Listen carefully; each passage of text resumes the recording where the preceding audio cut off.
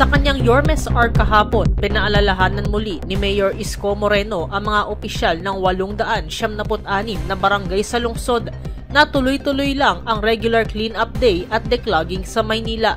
Sa katunayan, sa datos ng Maynila, pumalo na sa kabuuang 40,563 metric tons ng basura ang nahakot na simula June 30 hanggang July 17.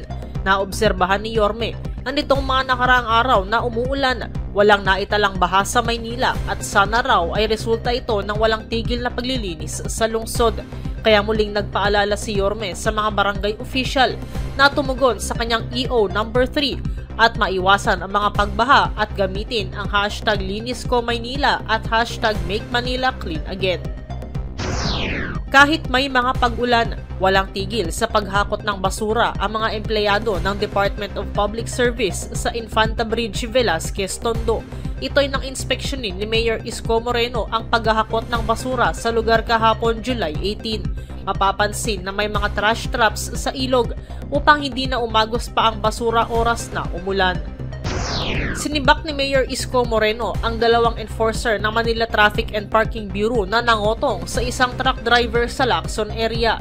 Ipinresenta ni Yorme ang dalawang enforcer na kotongero saka sinabing kinuha rin ng lungsod ang kanilang mga uniform at ID. Humingi naman ng paumanhin si Yorme sa mga Manileño dahil may ilang mga tolongges pa rin sa gobyerno. Tiniyak din ni Yorme na hindi lang mga taga Maynila ang dinidisiplina kundi maging ang mga empleyado ng lokal na pamahalaan.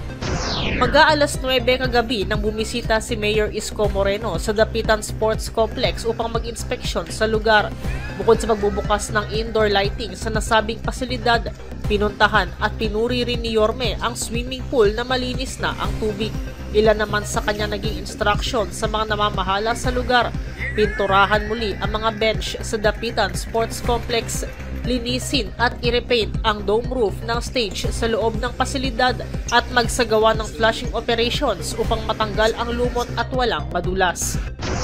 Nag-courtesy call kay Mayor Isko Moreno si European Union Ambassador to the Philippines Massimo Santoro kahapon. Ayon kay Yorme, pinag-usapan nila ang pagpapalawak sa sining at kultura sa pagitan ng Maynila at mga bansa sa Europa, pagdagdag sa open green spaces sa lungsod at ang kahalagahan ng rule of law sa pamamahala.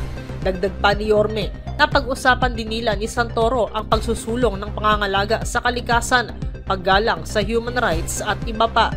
Si Santoro naman ang ikalawang ambassador na bumisita kay Yorme sa pagbabalik niya sa pwesto, kung saan ang unay si Ambassador of Spain to the Philippines na si Miguel Utrey Delgado.